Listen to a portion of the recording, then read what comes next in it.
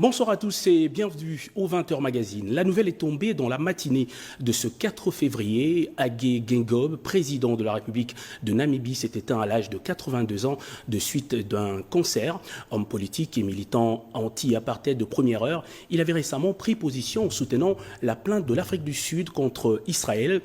Octogénaire, le chef de l'État namibien avait déjà été opéré du cerveau l'an dernier. Ricky Nzuzi. Il avait 82 ans et était considéré comme une icône de la lutte pour la liberté de la nation namibienne. Hage Geingob, président de la République de Namibie, est décédé ce dimanche 4 février 2024 à Windhoek, où il était soigné pour un cancer, a annoncé la présidence namibienne. Le nouveau chef de l'État par intérim, Nangolo Mbumba, jusqu'alors vice-président qui a officiellement annoncé la nouvelle, a déclaré que la nation namibienne a perdu un serviteur distingué. A perdu un serviteur distingué du peuple, l'architecte en chef de la Constitution et le pilier de la maison namibienne. En janvier, la présidence avait annoncé qu'un bilan médical de routine avait révélé la présence des cellules cancéreuses chez le chef de l'État et précisé qu'il allait suivre un traitement approprié, tout en conservant ses fonctions. Militant pour l'indépendance, né dans le nord de la Namibie en 1941, Hage Geingob se lance dans le militantisme dès son plus jeune âge, réclamant la fin du régime d'apartheid de l'Afrique du Sud qui gouverne alors les territoires namibiens, avant de s'exiler pendant près de 3 décennies. En 1989, il revient en Namibie un an avant l'accession de son pays à l'indépendance et il sera nommé Premier ministre.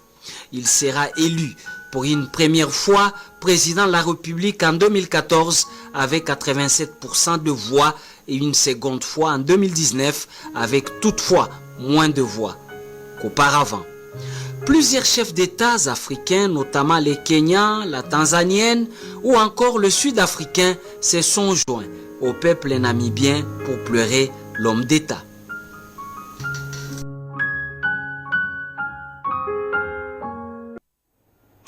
Nous reviendrons sur la carrière donc de cet homme d'État. L'échangeur de Limete aura peut-être dans les jours à venir un allié pour représenter la ville de Kinshasa. Un ouvrage de haute facture dénommé La Grande Roue de Kinshasa est en construction à la place de la gare centrale. Il sera inauguré vers la fin du mois courant, a confirmé le gouverneur Jean Tiningobila à l'issue d'une visite d'inspection. Willy Atunakov.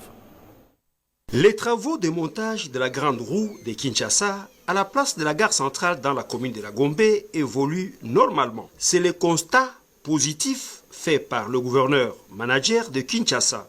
C'était lors d'une visite d'inspection effectuée vendredi 2 février 2024 sur le chantier. Construit sur une hauteur de 60 mètres, cet ouvrage d'art, dont l'inauguration est attendue à la fin du mois en cours, va certes faire la fierté et l'admiration de cette mégalopole de plus de 15 millions d'habitants. Jean Tiningobila Mbaka s'est dit très satisfait des travaux déjà exécutés. Cette belle place-là de la gare s'est transformée en un vaste chantier, tout simplement parce que nous avons voulu implémenter ici un grand projet. Nous avons voulu installer la Grande Roue qui va faire la fierté et l'admiration de notre belle ville de Kinshasa. Il s'agit d'une attraction à sensation et qui va permettre dans les jours qui viennent, parce que nous allons l'inaugurer à la fin de ce mois,